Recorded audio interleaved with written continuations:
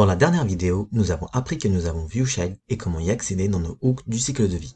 Maintenant, il y a une autre petite addition sympa. Dans le component de l'application, nous ajoutons notre contenu que nous projetons ensuite dans notre serveur élément. Disons que nous voulons également placer une référence locale sur ce paragraphe. On va l'appeler content paragraphe, mais maintenant, nous voulons utiliser cela dans notre component d'élément serveur où ce contenu finira par se retrouver.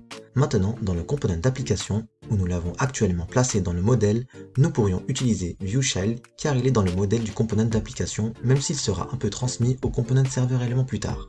Puisque nous savons qu'il sera là, ce serait bien si nous pouvions également y accéder à partir du component du serveur élément.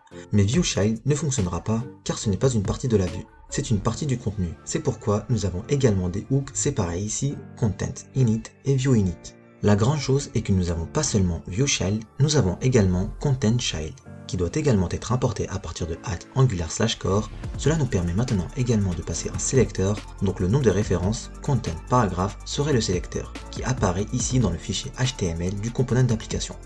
Et puis, comme avec ViewShield, nous pouvons stocker cela dans une certaine propriété qui sera de type élément_ref, comme ceci, et maintenant nous pouvons l'utiliser.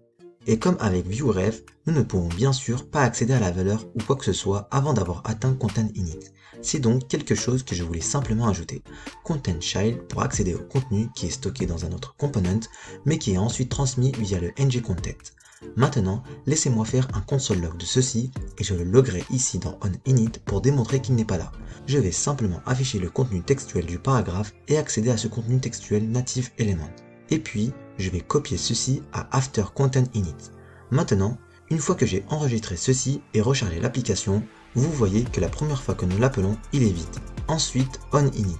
Ensuite, after_content_init. Une fois que ce hook a été appelé, nous voyons juste le texte.